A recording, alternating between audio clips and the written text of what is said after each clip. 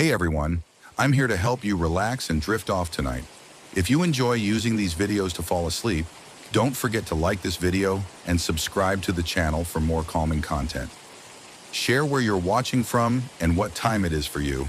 I'd love to know. Now settle into a cozy spot, take a deep breath, and let's start unwinding together. In the small town of Bridgewood, nestled between rolling hills and dense forests, life had always been quiet and uneventful.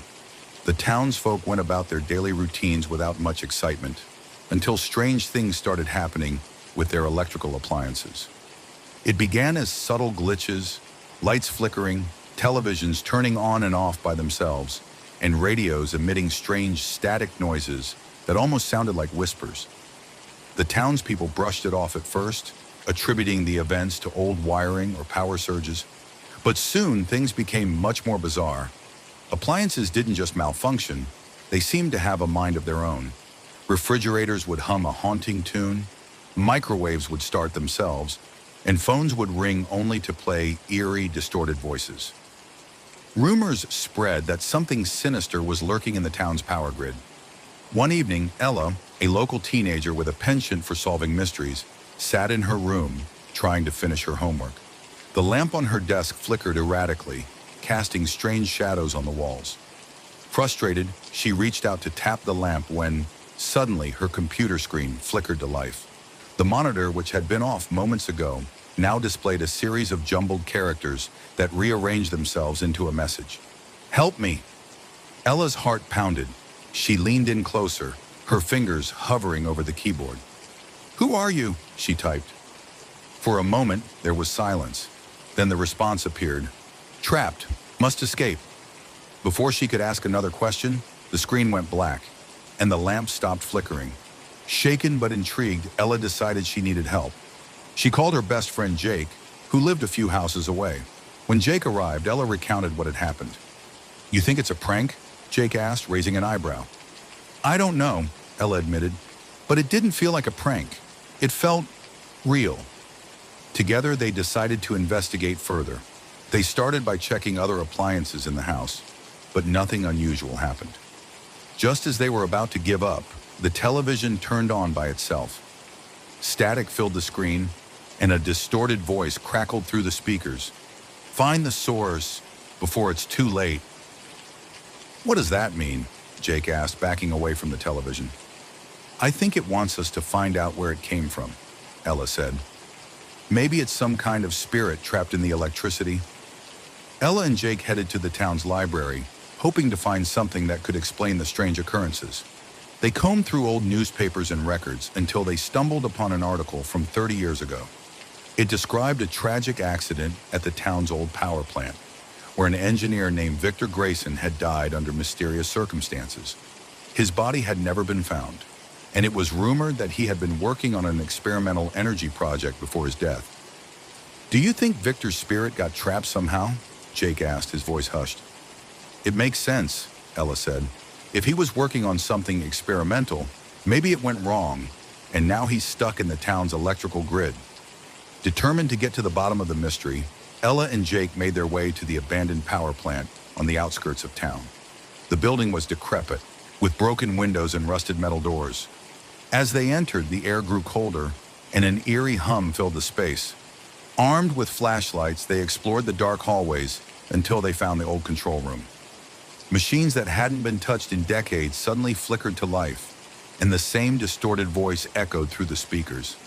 "Free me before it spreads." "What's spreading?" Jake asked nervously. Before they could react, the machines began to whir violently, and sparks flew from the control panels. Ella noticed an old circuit board glowing faintly in the corner. "That must be it!" she shouted. Ella se acercó al circuito de manera cautelosa. She could feel a strange energy radiating from it. "Victor, if you can hear us, we're here to help," she said aloud. The hum grew louder, almost as if acknowledging her words. "We need to shut it down," Jake said, pointing to a large lever labeled main power. Ella hesitated. What if shutting it down traps him forever? Or what if it frees him? Jake countered. Taking a deep breath, Ella pulled the lever. The hum stopped instantly, and the room was plunged into silence. For a moment, nothing happened. Then a faint, ghostly figure appeared, shimmering like static. It was Victor Grayson. "Thank you," the figure whispered before slowly fading away. The strange occurrences in Bridgewood stopped after that night.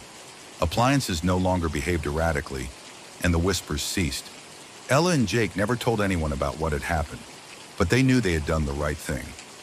A few weeks later, Ella received a package with no return address. Inside was an old rusted key and a note that simply read, "For those who seek the truth." Though they never found out who sent it, Ella and Jake knew their adventure wasn't truly over.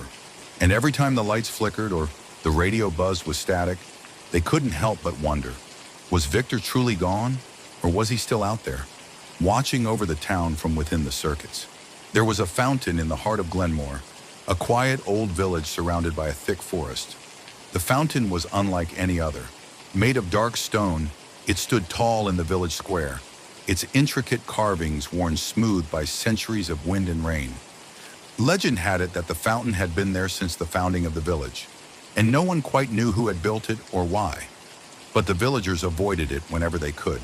Strange tales surrounded the fountain, whispers of terrible visions it showed to those who dared to look into its waters. For many years, the fountain remained a mystery, a silent relic of a forgotten past. But everything changed when Mara, a curious young woman who had recently moved to Glenmore, decided to investigate the legend for herself. Mara had always been fascinated by folklore and urban legends. When she heard the villagers speak in hushed tones about the haunted fountain, she knew she had to see it. Despite the warnings from her neighbors, Mara couldn't resist. One crisp autumn evening, when the sun had just dipped below the horizon and the square was deserted, she made her way to the fountain. The air was unnaturally cold around it, and the water in the basin shimmered faintly in the dim light. Mara leaned over, peering into the depths. At first, she saw nothing but her reflection in the still water. But then, the surface rippled, even though there was no breeze. The reflection distorted, and suddenly a terrifying vision appeared. A burning forest, shadows moving through the flames, and figures screaming in agony. Mara gasped and stumbled back, her heart racing. The vision vanished as quickly as it had appeared, and the water was once again calm. But the image remained seared into her mind. She knew she hadn't imagined it. The next day, Mara visited old Greta, the village's oldest resident, who was known for her knowledge of Glenmore's history. Greta lived in a small cottage on the edge of the forest, surrounded by herbs and ancient books. When Mara told her about the vision, Greta's expression grew grave. "You shouldn't have looked into the fountain," Greta said, her voice trembling. "That fountain is cursed. It shows visions of the past, present, and sometimes things that haven't happened yet." "Why? Who cursed it?" Mara asked. Greta sighed, her wrinkled hands gripping the edge of her chair.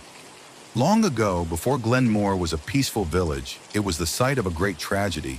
A powerful sorcerer lived here, one who could see beyond the veil of time. The villagers feared his power and in their ignorance accused him of dark magic.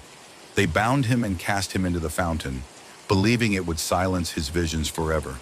But before he drowned, he cursed the fountain, vowing that anyone who looked into its waters would see horrors beyond imagination." Mara shuddered. "But why show me a burning forest? What does it mean?" Greta looked at her with sorrowful eyes. "The fountain's visions are rarely clear. It may show you something that has happened or something that will happen. But beware. Many who see its visions become haunted by them.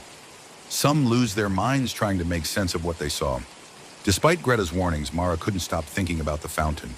Night after night, the image of the burning forest plagued her dreams. She became obsessed with finding out what it meant. She spent hours in the village archives, reading old records and journals.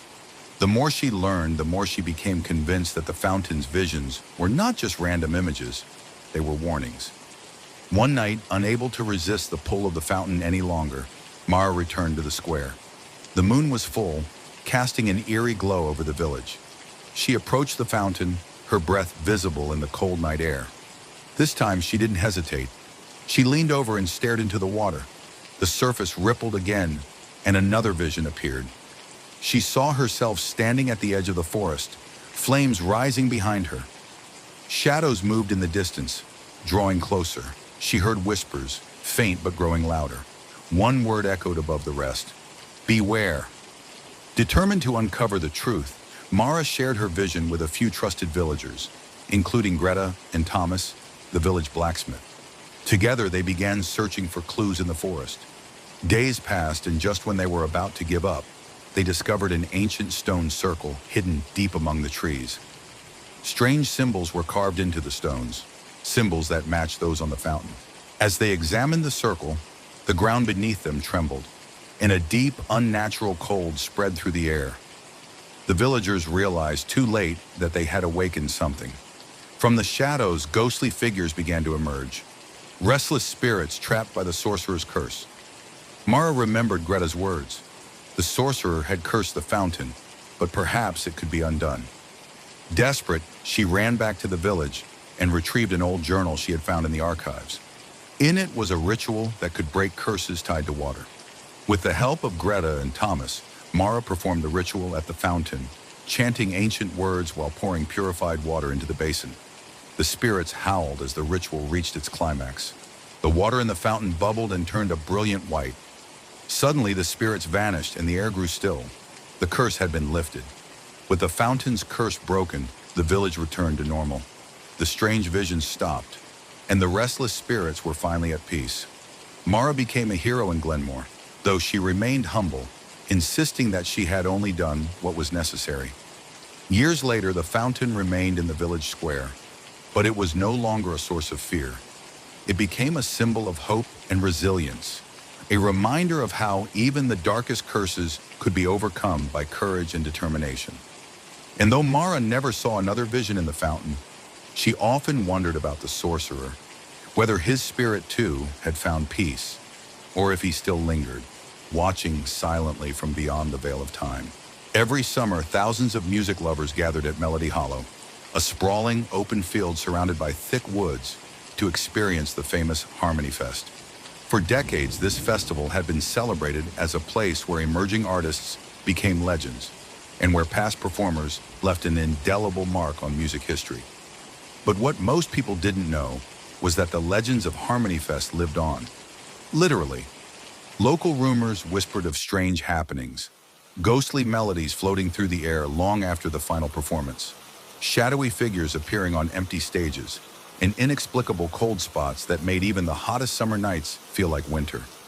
Most dismissed these stories as drunken hallucinations or the product of overactive imaginations, but a few knew the truth.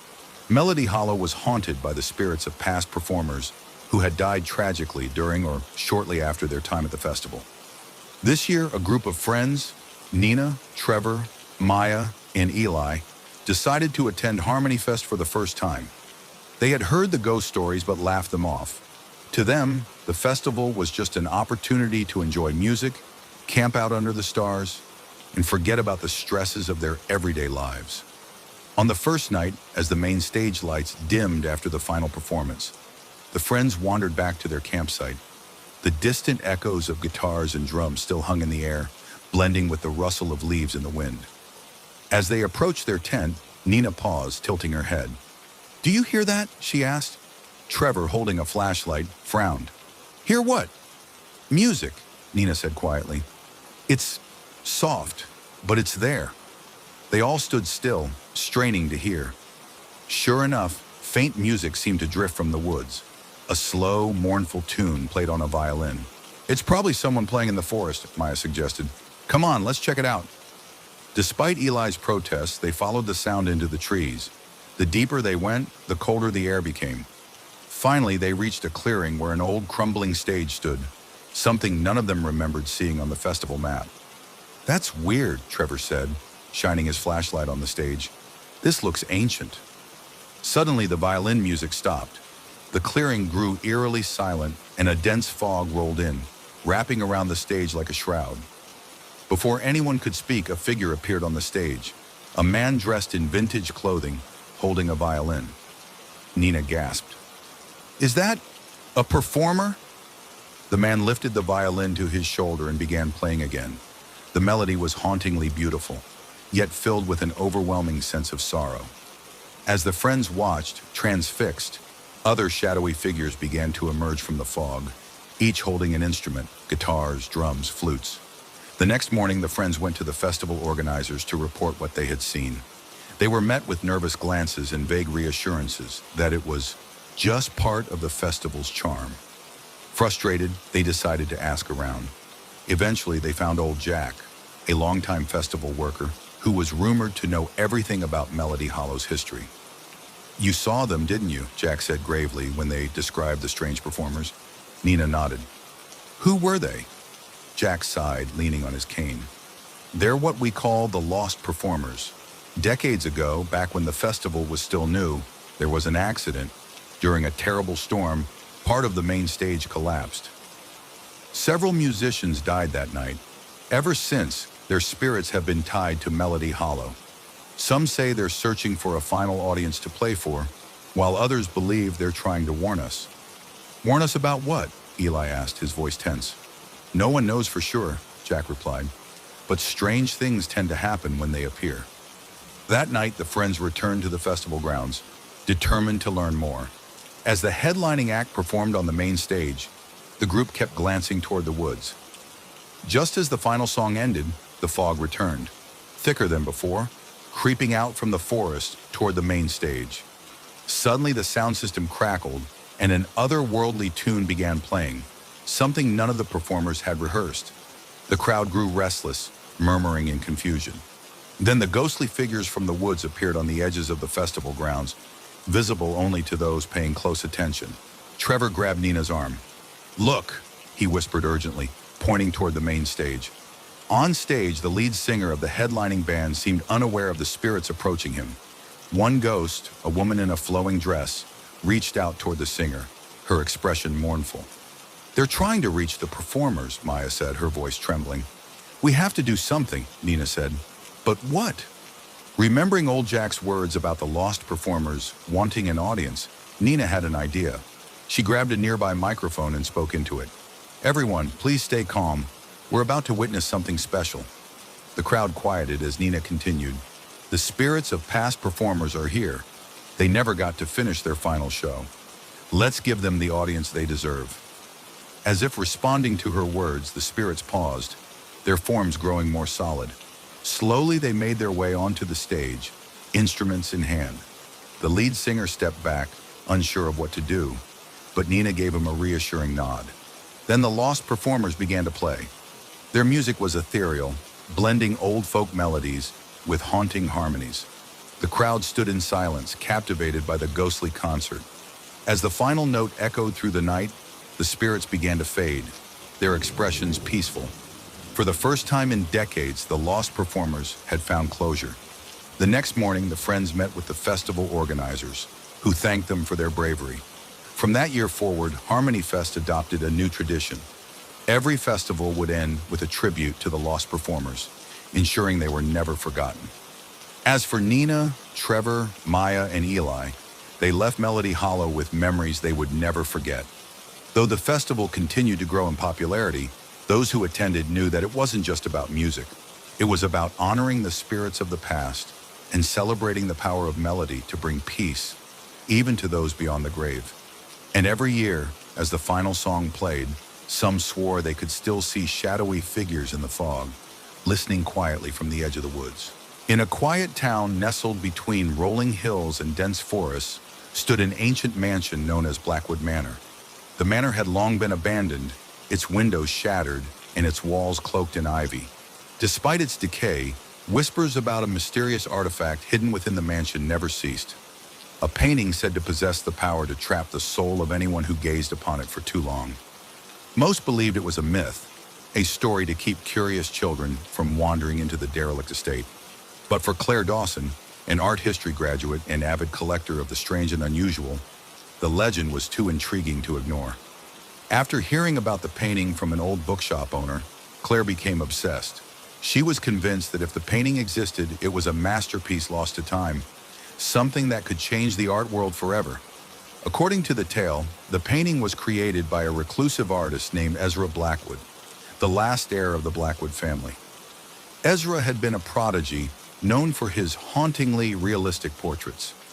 One day he painted a self-portrait so lifelike that those who saw it claimed they could feel his presence emanating from the canvas. Soon after its completion, Ezra disappeared, and his self-portrait was never seen again. Rumor had it that the painting was cursed. Those who stared at it for too long would find themselves unable to look away, as though the figure in the painting was drawing them in. Their bodies would remain behind, lifeless, while their souls were trapped forever inside the canvas. One cold autumn afternoon, Claire decided to visit Blackwood Manor with her friend Ethan, a skeptic but loyal companion. Armed with flashlights, a camera, and an old sketchbook in which she planned to document her findings, Claire led the way through the overgrown path that led to the mansion. "You really believe in this nonsense?" Ethan asked as they approached the creaking front gate. "I don't know if I believe it," Claire admitted, "but if there's even a chance that the painting exists, it's worth finding. Imagine the historical significance." Ethan sighed but followed her inside. The air grew colder as they entered the grand hall, their footsteps echoing on the dusty wooden floor. Cobwebs hung like curtains, and the scent of decay filled the air. After an hour of searching through the crumbling rooms, they found themselves in what must have once been the artist's studio. The walls were lined with tattered canvases and broken easels. At the far end of the room stood an ornate frame covered in a thick layer of dust and grime. Claire's heart pounded in her chest as she approached it. "This has to be it," she whispered, her hands trembling as she wiped away the dust. Beneath it lay a painting unlike anything she had ever seen. It depicted a man with piercing eyes, his expression one of sorrow and intensity. The detail was so vivid that it seemed as if the man could step out of the frame at any moment. Claire felt a strange pull, as though the painting was calling to her. She couldn't look away. "Claire!"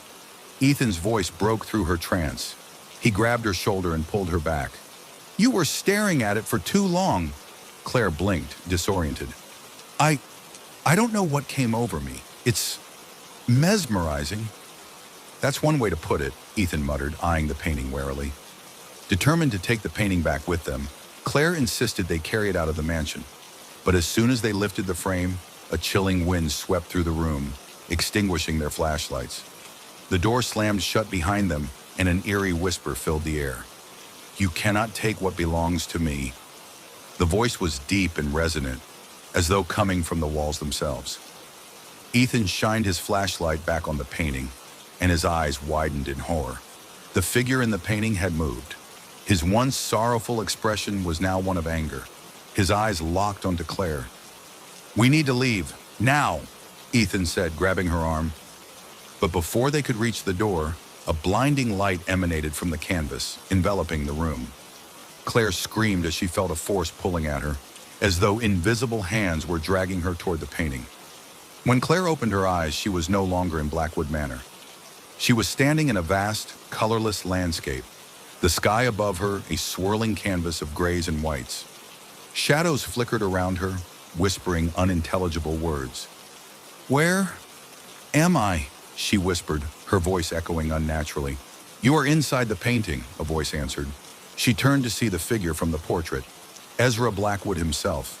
His form was semi-transparent, like a ghost trapped between worlds. "You shouldn't have come here," he said solemnly. "Now you're a prisoner, just like the others." Claire's eyes widened. "Others? You mean there are more people trapped here?" Ezra nodded. "Many. Over the years, those who sought to claim the painting for themselves became part of it. Their souls fuel its curse." "There has to be a way out," Claire said desperately.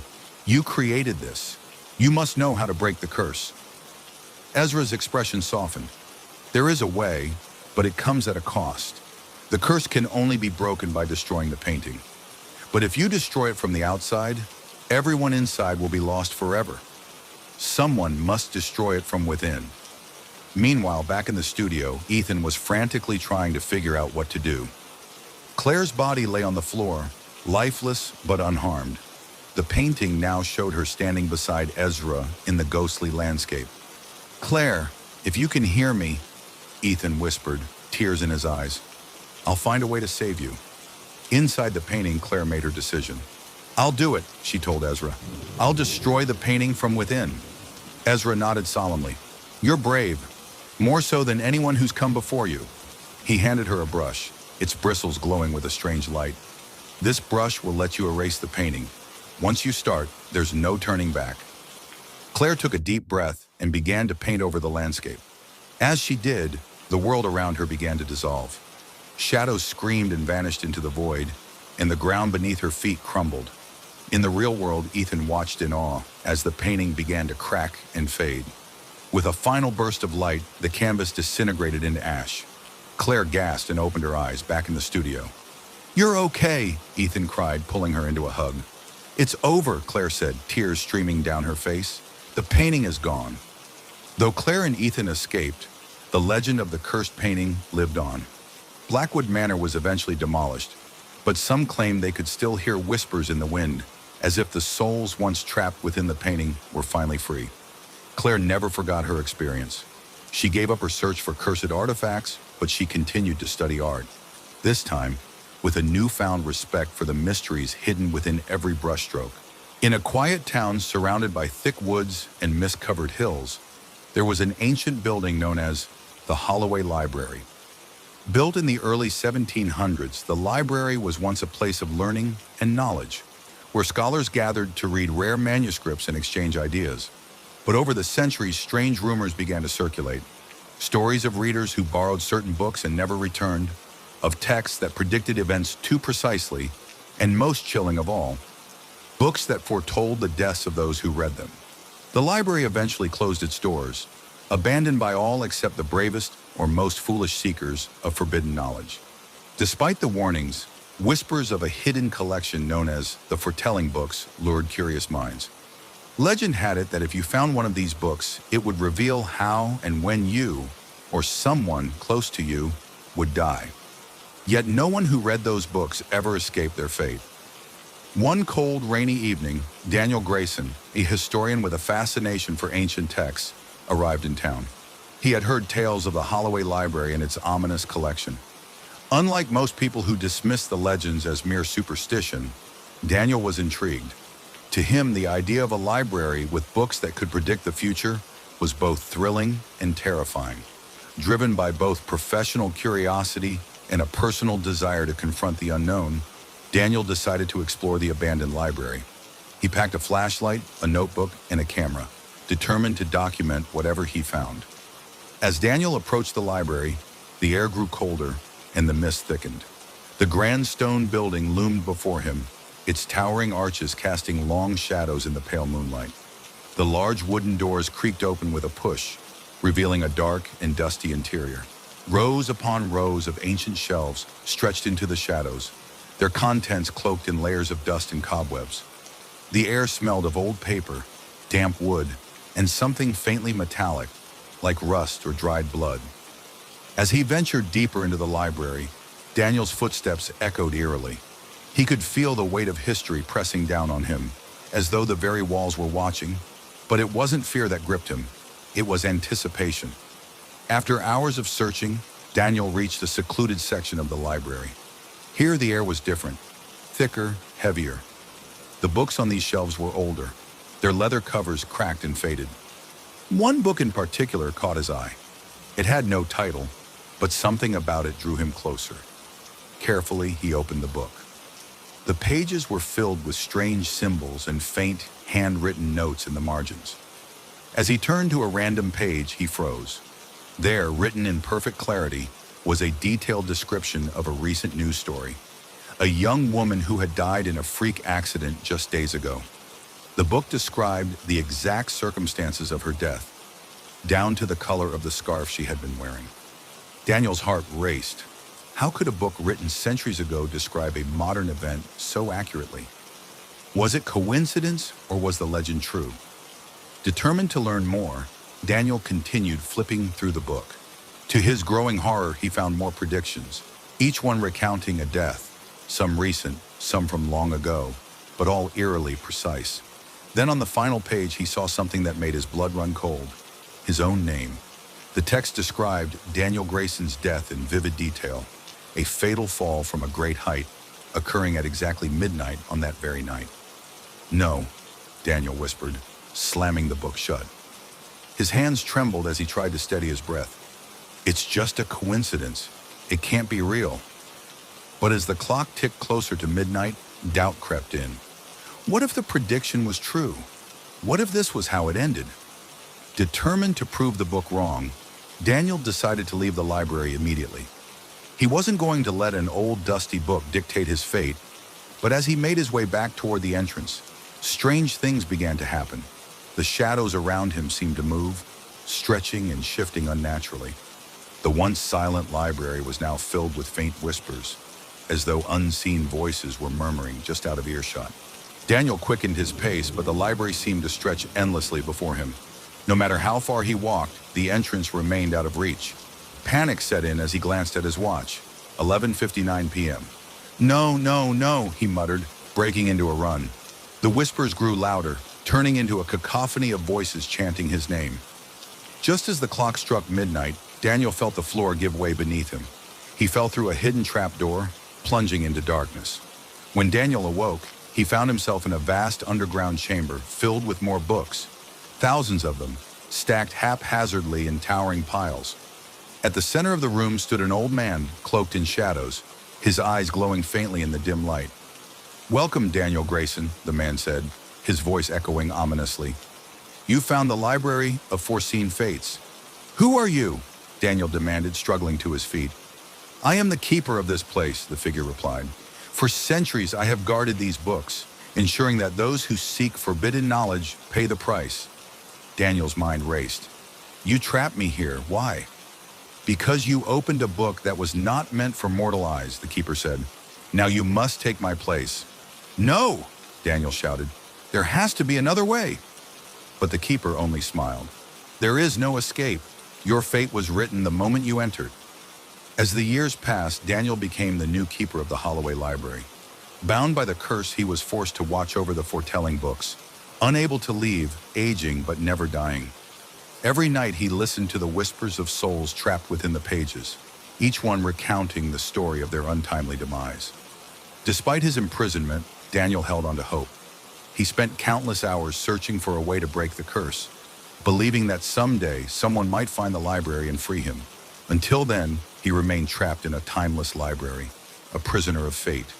In the town below, the legend of the Holloway Library lived on. People whispered of a cursed scholar who had entered the library and never returned. And on quiet nights when the wind was just right, they claimed they could hear faint whispers coming from the old building, the voices of those whose fates had been written long ago. But no one dared enter, for they knew that once you stepped inside the Library of Foreseen Fates, there was no turning back. In the heart of a bustling city stood an old, weather-worn building known as the Starlight Grand Theater. Once a beacon of art and culture, it had hosted grand performances, from operas to dramatic plays. For decades, it was revered as the pinnacle of theatrical excellence, drawing audiences from all corners of the country. However, over time, a shadow fell over the theater. A series of inexplicable tragedies marred its reputation, leading to its eventual abandonment. Yet despite being shuttered and forgotten by many, whispers persisted. Stories of ghostly figures seen moving behind the curtains and voices echoing through the empty halls filled the air. Some claimed that the spirits of the actors who had met untimely ends still roamed the grand stage, reliving their final moments. The origins of the hauntings could be traced back to the early 1900s, when a fire broke out during a packed performance of Macbeth. Though most of the audience managed to escape, several actors and crew members were trapped backstage. Among them was Evelyn March, the theater's star actress, known for her haunting beauty and unmatched talent. Her final scream, they said, echoed long after the flames had died. In the years that followed, strange occurrences plagued the theater. Lights flickered without reason, props moved on their own, and actors began to complain of an unseen presence watching them during rehearsals. Some reported hearing Evelyn's voice, calling out lines from her final performance. Despite the growing fear, the theater stayed open until one final tragedy sealed its fate. During a performance of Hamlet, the lead actor, Victor Hale, collapsed on stage in the middle of a soliloquy and died instantly. His cause of death was never determined, but rumors spread that Evelyn's ghost had taken her revenge on those who dared tread her stage. The theater closed its doors soon after, and it remained that way for over 50 years. In the present day, an ambitious entrepreneur named Lucas Bennett purchased the decrepit theater with a vision of restoring it to its former glory. Ignoring the warnings from locals, Lucas poured his fortune into renovations, determined to breathe new life into the Starlight Grand Theater. By the time the renovations were complete, the theater looked as magnificent as it had in its prime. Lucas announced a grand reopening with a special performance of Macbeth, believing it to be a fitting tribute to the theater's storied past. Among those invited to the opening was a young playwright named Clara Hayes, who had long been fascinated by the legends surrounding the theater. Skeptical of the supernatural, she viewed the stories as mere folklore, exaggerated over time. Yet something about the place drew her in, as if the theater itself was calling her. On the night of the grand reopening, the theater was packed. The air buzzed with excitement and anticipation. Clara watched from the audience, admiring the ornate chandeliers and crimson velvet curtains. As the play began, everything seemed perfect. The actors delivered their lines flawlessly, and the set design was impeccable. But as the first act drew to a close, something strange happened. The temperature in the theater dropped suddenly, and a cold wind swept through the hall. The lights flickered, casting eerie shadows on the walls. A murmur rippled through the audience, but the actors continued undeterred. Then, just as the second act began, one of the chandeliers began to sway ominously. The audience gasped as the light above the stage flickered violently before going out entirely. In the darkness, a voice echoed through the theater, a soft, melodic voice reciting lines from Macbeth. "Out, out, brief candle, life's but a walking shadow." The audience sat in stunned silence as a pale figure appeared on stage, illuminated by a ghostly glow. It was Evelyn March, her ethereal form dressed in the same costume she had worn on the night of the fire. She moved gracefully, her voice hauntingly beautiful, as she continued reciting Shakespeare's words. Suddenly, more figures began to emerge, actors and crew members who had perished in the theater's past tragedies. They took their places on stage, reenacting scenes from plays long forgotten. The audience, frozen in fear, watched as the ghosts performed with eerie precision. Clara, heart pounding, realized that something was terribly wrong. The spirits weren't just putting on a show, they were reliving the final moments of their lives, trapped in an endless loop. She turned to Lucas, who was standing at the back of the theater, his face pale with terror. "We have to stop this," Clara whispered, making her way toward the stage. "They're trapped. They don't belong here." But before she could reach the stage, Evelyn turned her gaze toward Clara. Their eyes met, and for a brief moment, Clara felt a wave of sorrow wash over her, a deep, unending grief that had kept the spirits bound to the theater for so long. Determined to help, Clara remembered an old legend she had read about the Starlight Grand Theater. According to the story, the spirits could only be freed if someone completed the play they had been performing when they died. With trembling hands, she picked up a script from the side of the stage and began reciting the lines aloud. At first, nothing happened, but as she continued, the spirits began to fade, their forms growing fainter with each word.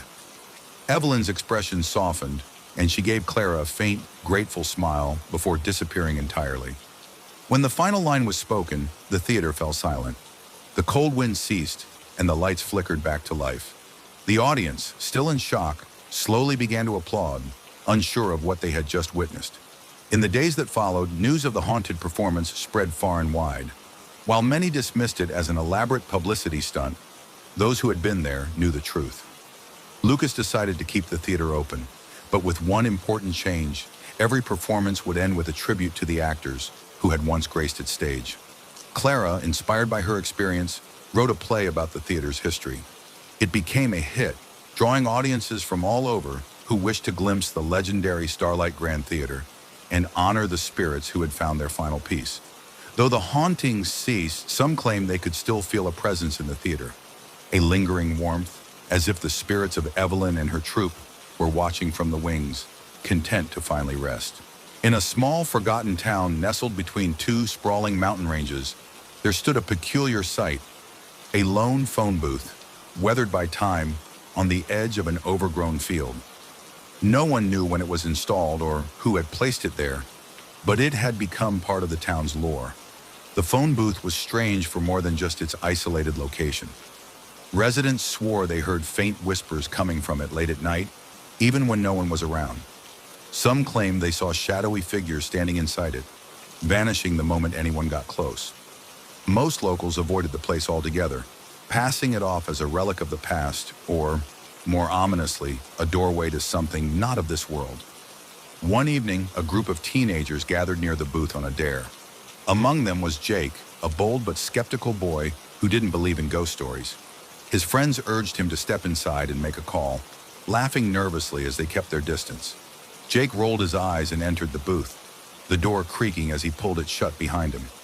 Inside, the air felt colder, as though the phone booth were disconnected from the warm summer night outside. The receiver hung loosely on the hook, and Jake hesitated for a moment before lifting it to his ear. Static crackled on the other end, followed by a distant, hollow voice whispering his name. "Jake!" He froze, heart pounding. He turned toward the glass, but his friends were still there, watching from a safe distance. The voice whispered again, this time clearer. "You shouldn't be here." Jake dropped the receiver, stumbling out of the booth in terror. His friends laughed nervously, thinking he was playing a prank, but Jake's pale face told them otherwise. Without saying another word, he ran back toward town, leaving the others behind. The next day, Jake didn't show up at school. His friends assumed he was shaken up from the previous night, but as days turned into weeks, concern grew. The police were called, but no trace of Jake was found. His parents, desperate for answers, searched every corner of the town, but it was as though he had vanished into thin air. Rumors spread quickly. Some said Jake had run away, but others whispered that the phone booth had taken him. Those who had mocked the legend began to believe it, and soon fear gripped the town. No one dared go near the booth anymore. Among those mourning Jake's disappearance was Emily, his younger sister. Unlike the others, she wasn't content with the idea that her brother had simply run away. She believed the stories about the phone booth and was determined to find out the truth, no matter the cost. Late one night, armed with only a flashlight and her brother's old jacket, Emily made her way to the booth. The field was eerily silent, the only sound being the crunch of grass beneath her feet. She hesitated at the door, remembering her brother's terrified expression that night. Swallowing her fear, she stepped inside. The air inside the booth was cold, just as Jake had described. She lifted the receiver, and for a moment, there was nothing but static. Then a faint voice came through. "Emily," her breath caught in her throat. "Jake, is that you?" "Yes," the voice replied, but it sounded distant, as though coming from a great void. "I'm trapped. They won't let me leave." "Who won't let you leave?" she asked, panic rising in her voice. "They're here. They're always here. Don't stay too long." Before she could ask more, the line went dead. Emily dropped the receiver, her hands trembling. She stumbled out of the booth and ran back home, tears streaming down her face. Over the next few days, Emily researched everything she could about the phone booth. She visited the local library, spoke to the town's elders, and dug through old records. What she found sent chills down her spine. Decades ago, before the phone booth appeared, there had been a tragic accident on the same patch of land. A bus carrying a group of travelers had veered off the road and crashed into the field. Everyone on board had died, their bodies burned beyond recognition.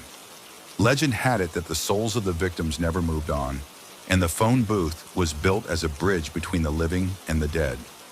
Emily realized that her brother wasn't just missing, he was trapped in the afterlife, held captive by the spirits of those who had perished in the accident.